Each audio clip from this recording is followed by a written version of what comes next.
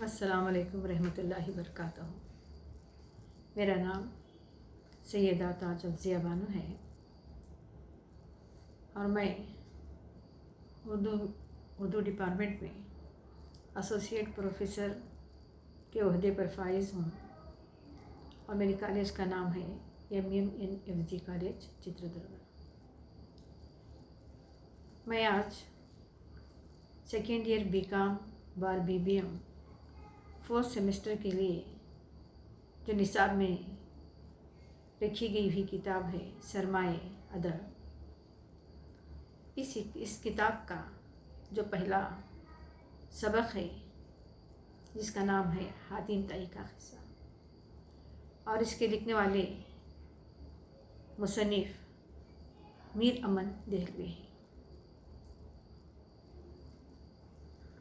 طلباء و طالبات، آج میں اس سبق کو شروع کرنے سے پہلے مصنف کا مختصر سا تعارف آپ کے سامنے بیان کر رہی ہوں۔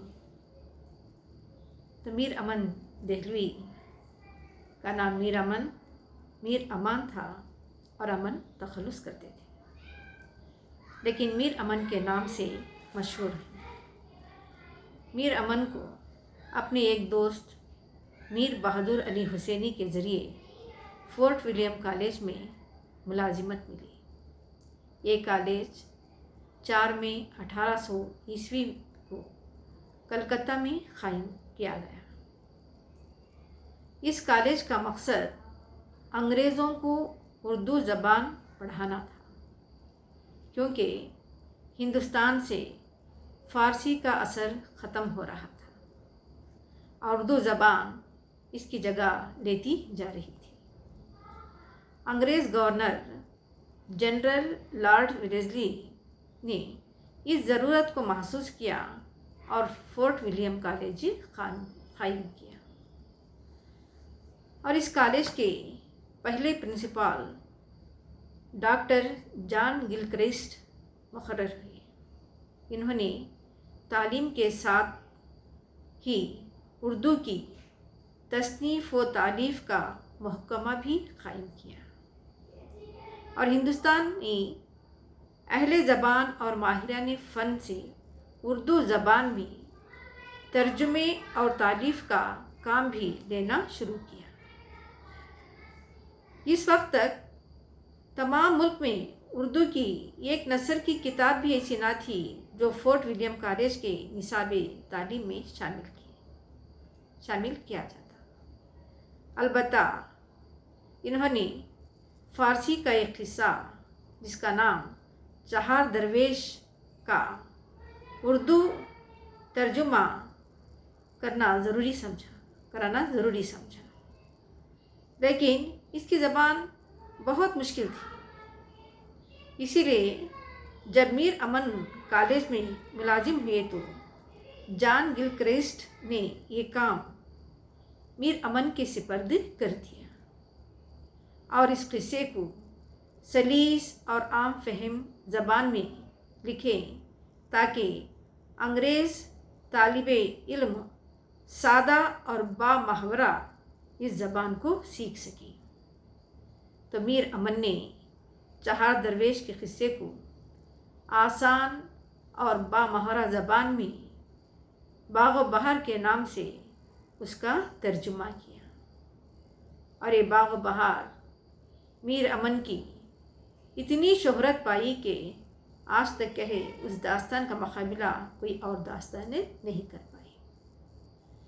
تو یہاں پر سلیبس میں ایک چھوٹا سا میر امن کا لکھا ہوا قصہ پیش کیا ہے جس کا نام کیا ہے، حاتم طائی کا قصہ، یعنی کہ ان کی سخاوت کے بارے میں۔ تو کافی حاتم کا نام سخاوت کے لیے مشہور تھا۔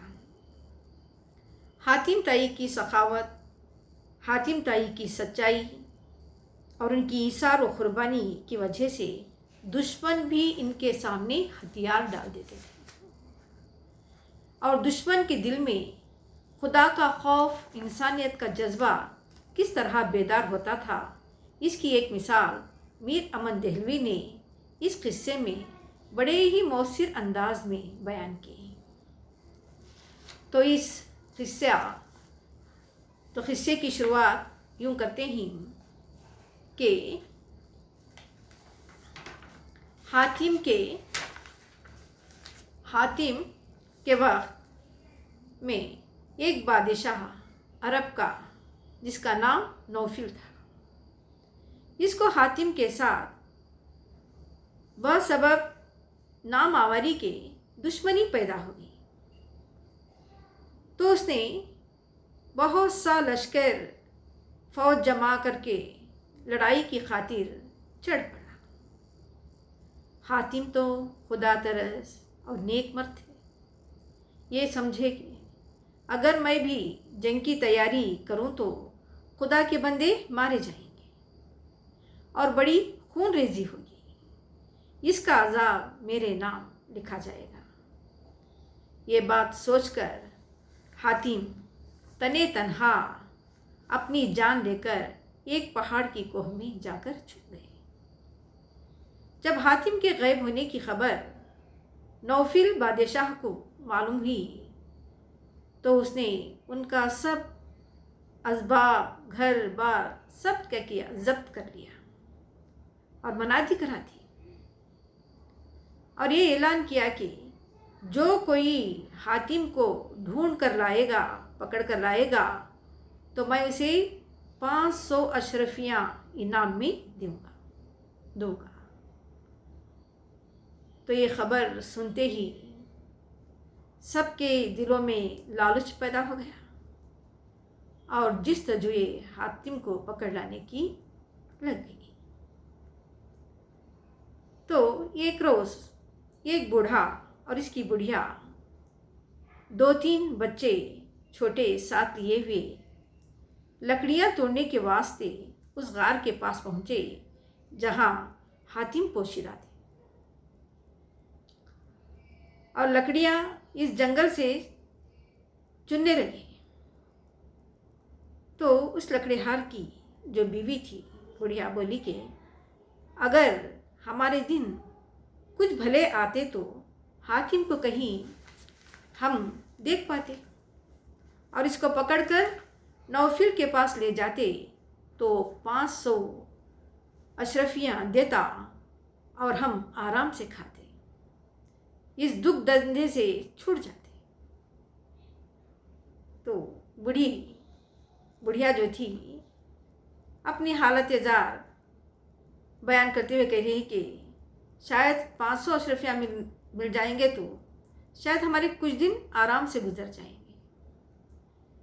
تو اس بڑھیا کی بات سن کر بوڑھا کہتا ہے، ہمارے تالے میں یہی لکھا ہے کہ روز لکڑیاں توڑیں اور سر پر دھر کر بازار میں بیچیں، تب ہم کو روٹی میسر ہوگی۔ یا ایک روز جنگل سے بھاگ لے جاویں، لے تو اپنا کام کر، ہمارے ہاتھ حاتم کاہے کو آئیں گے، اور بادشاہ کے پاس اتنے روپے کیوں دلا دیں گے۔ تو بوڑھے کی بات سن کر عورت نے ایک ٹھنڈی سانس بھری اور چپکی ہو رہی۔